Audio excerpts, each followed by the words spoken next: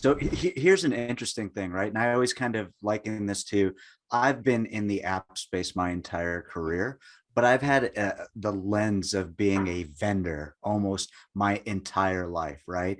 You said you've spent a decade actually doing the application lifting, the modernizations, the management and lifecycle component. Like, over those 10 years, like, can you give me some insights that you gleaned that made you decide to want to go to a vendor? Were you trying to solve a problem when you decided to go to cloud volumes, or was it just all happenstance? Well, you know how things go, right? It's a combination always of happenstance, fortune, and just the fact that you see things and you want to work on them and do them. Yeah. So I think even moving into IT, it was right around the Y2K time frame. Moving into IT was even kind of a bit of a happenstance. It was a nice place to be. Shifted from, Sure. as a software developer, kind of and writing applications.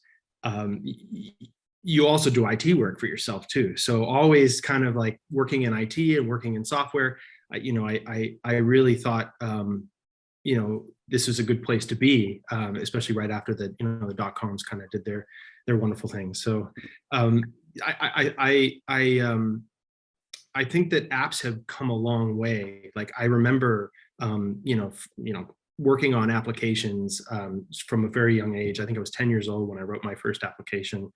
It was, a friend of my folks came over and said, "Hey, Jeff, you can do this?" And they pulled it up on my IBM PC Junior, my little teeny computer.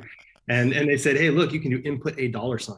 And at that point I was like, wow, I can like make this do things. And from that point forward, following along. I mean, they were actually not even called apps. Apps is kind of a term that's come along, right? I mean, they were originally called programs, and you had programmers, and we came to apps and coders at some point. But it was like there were programmers and they wrote programs, and it's evolved. And a lot of the stuff we see today with like cloud and what's happening there, that's an evolution, but it's also a pendulum, right? I mean, we saw mainframes shift to being the compute is not happening on the device, it's happening here.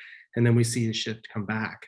And so applications have just kind of evolved to, oh, they're going to be client server. Now they're going to be all on the client. Now they're going to be thin, now thick. We can go back and forth. And I think a couple of the points where there were really a change was, we had these individual applications on your personal computer, and that was courtesy of Windows, and DOS made it possible but really, I think Windows, I remember sorting all of the little app icons in different windows. You could actually put them in there, and then it was basically like what we call our portals, like Workspace ONE Intelligence today, or Workspace ONE catalog, where you can just like click an app and have it launch. That was like Windows first did that. And then that became the start bar. And, so management of apps is always, I just liked sorting them when I was a kid, just like putting them in different places and trying to categorize them. Are they utilities? Are they, how do they get sorted? How do I manage my portfolio of apps, which is what, IT folks are trying to figure out today. And so then apps like evolved, right? They became these things that were web-based. Like that was a huge change. And that was right around 2002, 2003, right? You remember that when that happened? I do. And I mean, it's funny that you talk about like organizing the icons and applications in a meaningful way so that you can be a little bit more efficient, right? People have been still trying to solve that app segmentation problem. So like it just popped up into me like a 10-year-old Jeff being the OG of app segmentation on his Windows 3.1. And I'm just like, this is perfect, right? And there's some truth to that to this day, right? Where people are trying to say, okay, this is a client server application, or this one requires this backend infrastructure. This is for this line of business. This application is business critical for, it needs to be hosted on-prem. This one can go to the cloud. People are still, trying to solve this application segmentation problem today. It's just obviously the permutations have multiplied by XYZ exponentially, right? So it's so interesting. And I'd never thought of that, right? Because I did that too. I think everyone kind of did that, especially in college, where you're like, okay, here are all my MP3s, here are all my apps, here are all my players. Like you had all these things kind of set up. And never likened that to the fact that like IT is struggling with that same type of challenge, obviously at a much bigger scale today. So that's an interesting thought. Yeah.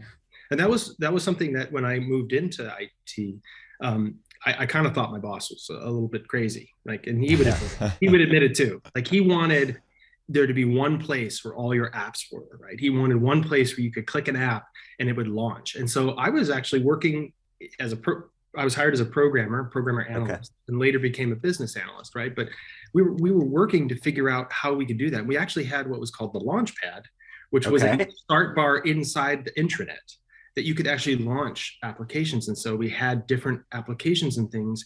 And I had built a custom where you could add and remove your own internal applications. So like when you were on your machine, you had your start bar, right? In Windows 95, but it got to the point where we had that internal version of a start bar, and we were able to launch applications. And that actually ended up, we weren't able to get all the applications to do what we wanted to do, because some were thick clients, some were thin.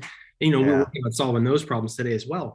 But it was that concept was there, and so we actually did some things even back, and this is like 2001, 2002, with having a web page launch applications, and it was a lot of fun. The original storefront, if you will, right? The original shop catalog. Now that, I mean, and that's interesting. And by the way, at that time, like you said, they weren't necessarily applications. They could have just been programs. But you look at that, the sheer volume is what, maybe 20, maybe 30, not 3,000, certainly not 30,000, right? So like, I mean, the fact that the same type of methodology around delivering applications and trying to launch them is the fact that it still exists today is just mind-boggling to me, right? Like people have tried to do different things like micro apps, and they've tried to do outcome-based, parts and microservices of an application, and that just hasn't resonated over time. People still need the whole honking app for whatever reason. Rimo3 offers automated pre-deployment testing of Windows applications, OS updates, and security patches. Use unattended automation to test and assess application readiness for Windows 10, Windows 11, Windows 365, Azure Virtual Desktop, as well as identifying MSIX and multi-session suitability. Your apps, your workspace, our priority.